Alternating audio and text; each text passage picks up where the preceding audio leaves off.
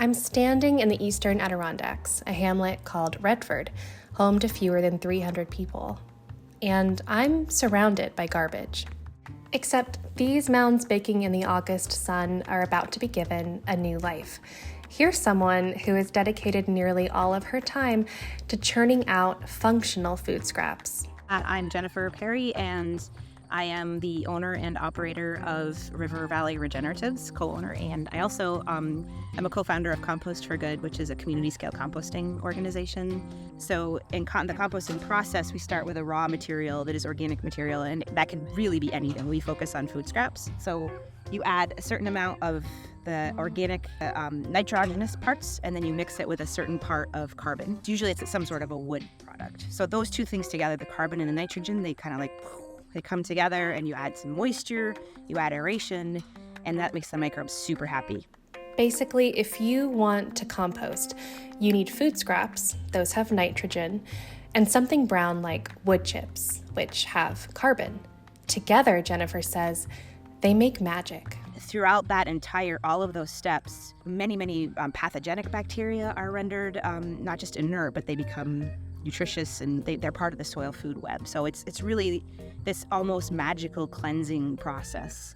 So over here, you're mitigating greenhouse gas emissions because you're not putting it in a landfill, and over here, you're capturing carbon and putting it back where it belongs. Jennifer wasn't always all about compost. In fact, it wasn't until she enrolled at Skidmore College in 1989 that she started thinking green.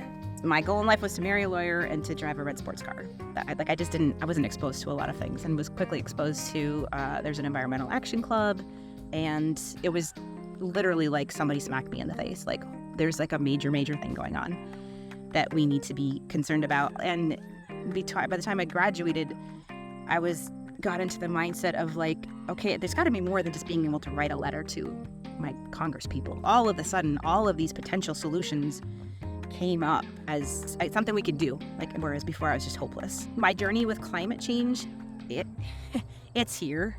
It's here. It's done.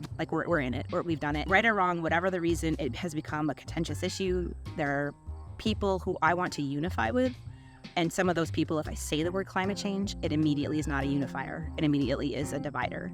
And those same exact people I can go into a meeting with and be like, let's compost, let's put solar panels up, and talk about the solutions and model the solutions. They are now my ally. Jennifer says the compost programs she helps run are also lifestyles. People bring food scraps that later turn into healthy vegetables. Materials she uses are all local.